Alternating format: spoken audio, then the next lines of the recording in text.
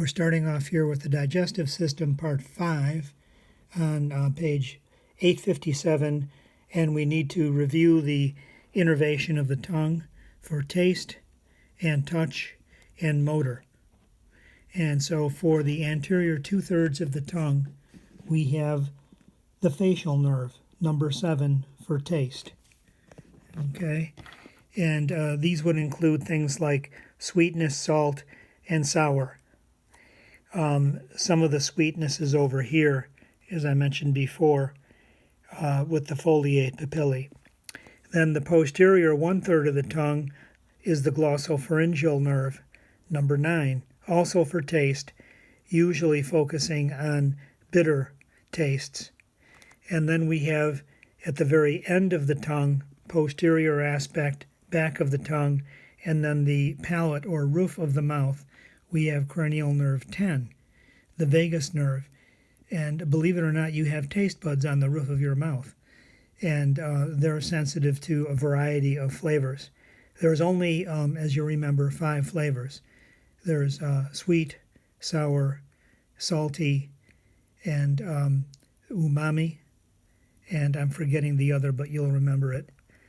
Okay, and then the cranial nerve number 12 here, the hypoglossal nerve, is, oh, that was bitter, that's right, is taking care of motor or muscle activity. Okay, so cranial nerve number 12, hypoglossal, motor. The last but not the least for touch is cranial nerve 7, division 3. Cranial nerve, 5, excuse me. That should be a 5. There we go. A 5. Division 3 is the mandibular nerve, and it's concerned with the touch sensation on the surface of the tongue. So you can touch your teeth, and you can touch the food in the mouth. You know if your food is going to be crunchy or soft. Some people like soft cookies, some like crunchy. All right, different recipes. So there's that consideration. Okay, so I wanted to conclude that before we started the stomach.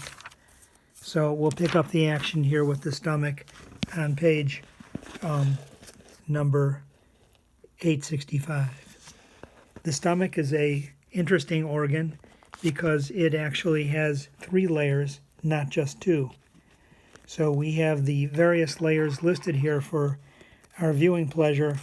We have the outermost layer here was longitudinal and concerned with the forward movement of food with peristalsis.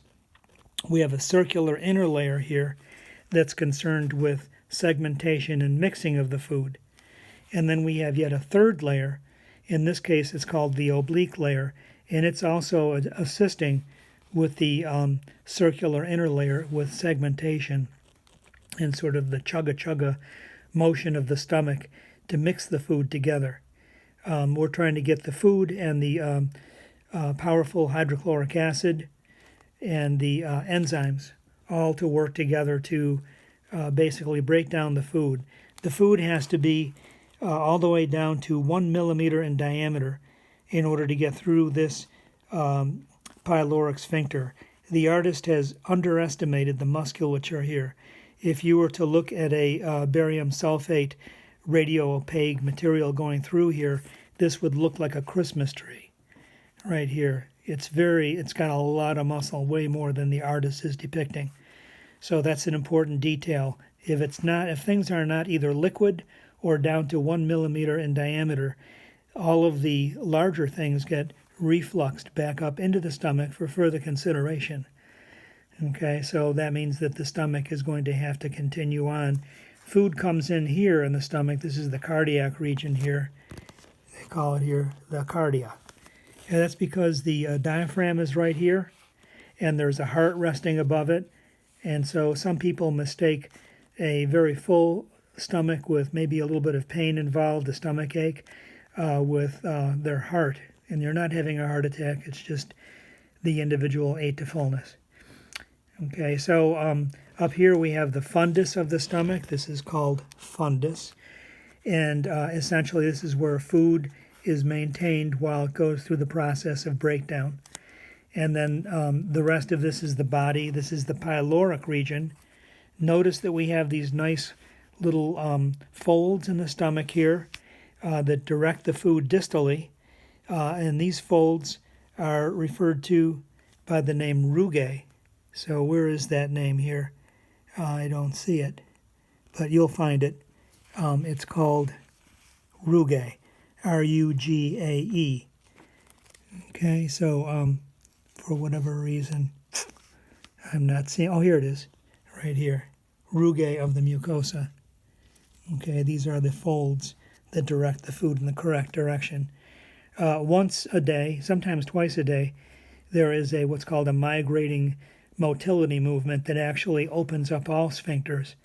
And so if there is something in there, like your child has eaten your wedding ring or something, it will eventually get through.